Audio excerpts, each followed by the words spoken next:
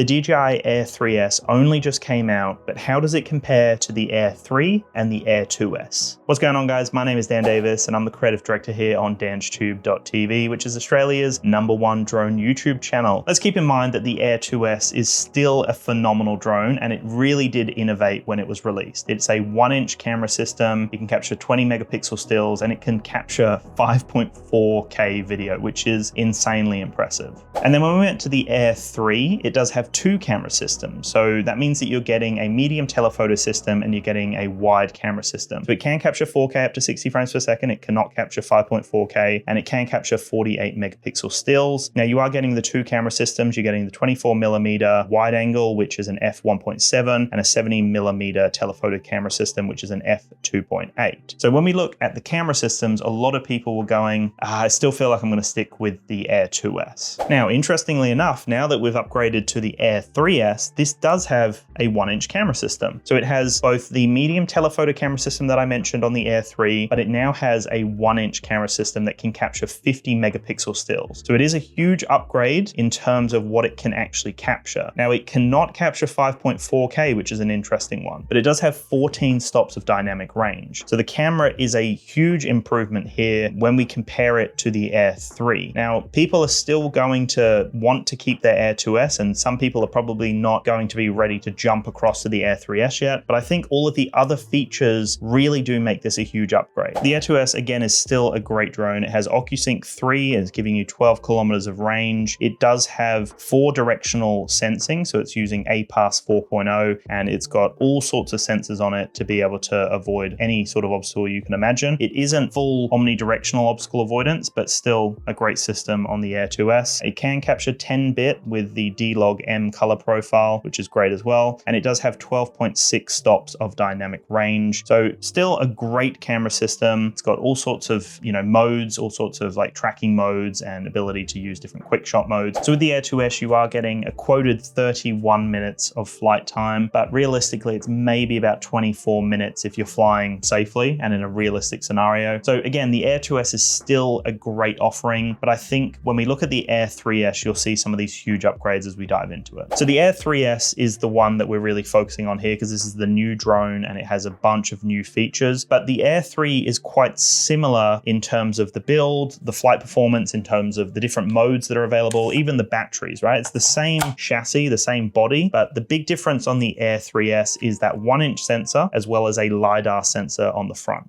Just to quickly go back to the Air 3, it does have a quoted flight time of 46 minutes per battery. So realistically, you're not getting 46 minutes, let's say 38 minutes. So still a big improvement over the Air 2S. On top of that, we are getting 20 kilometers of video transmission range. It's using AUSSIES 4 over the AUSSIES 3. And it also has omnidirectional obstacle avoidance. So it's got avoidance sensors everywhere, so it can avoid regardless of what scenario you're in. So they are some improvements there over the Air 2S. It also comes with a bunch of intelligent modes, like you've got waypoints, you've got cruise control, you've got a bunch of cool quick shot modes, you've got some active track modes that are very unique to it. It's a great system, right? And even like Active Track 360, which is available on both the Air 3 and Air 3S, both really, really fun to use. And these are the kind of features and new abilities that you have over the Air 2S. If you are interested in the Air 3S, the Air 3, the Air 2S, any other drone camera or accessory, then I will have some links down below, so make sure to check them out. If you're based in Australia, you can go to DJI Australia, which is d1store.com.au. Use the code DANSTUBE over there to save on most drones, cameras, and accessories. I'll also have some other links down below, so make sure to check them out if you are an international viewer. But when we do look at the Air 3S, because I know that this is what a lot of people are considering in terms of the upgrade over the Air 2S. So yes, it doesn't have 5.4K video, but realistically, how many people are actually shooting in 5.4K? I wouldn't imagine there would be a heap of you out there. The 4K on the Air 3S is phenomenal. It can capture 10-bit color, which is great. It does have a 1-inch sensor. It's got 50 megapixel stills. It's got the telephoto camera system, which is a 1/1.3-inch sensor. That sensor can capture 48 megapixel stills. It's very easy to switch between the 2 cameras, which is great. And the actual dynamic range is improved on the Air 3S here. So we got 14 stops compared to 12.6 on the Air 2S. So you are getting some huge upgrades here. You're getting the omnidirectional obstacle avoidance. You're getting that huge battery life. Over 40 minutes is what they're quoting, but you're probably getting about 38 minutes of flight time from it. It's got all sorts of fun things going on here. So it does have the LiDAR sensor, and this is is unique exclusively to the Air 3S. It means that you can actually avoid all sorts of obstacles regardless of the lighting condition. You might be capturing the sunset, and then by the time you fly back, it's really low and very hard to know where to fly. So with this LiDAR sensor, this can actually pick up on light from the equivalent of a candle light 1 meter away from it. So if it is flying around trees and buildings and it's trying to get back to you, it's got an advanced return to home feature that will utilize the infrared sensors, it will utilize the LiDAR sensor, and it will actually be able to return back to you regardless of the lighting condition, which is a huge bonus here. And the same thing applies when it comes to tracking. So if you're tracking a boat, maybe with a sunrise, it's still going to be able to avoid obstacles regardless of that lighting condition. So again, in terms of the improvement here, what you're missing out on is you're not getting 5.4K, but you're pretty much getting everything else and more. To be honest with you, the thing that I still love, and this is what I loved in the Air 3, is that 70mm camera system. It just gives such a unique perspective. Like, to me, when I'm flying with the drone and I'm using the wide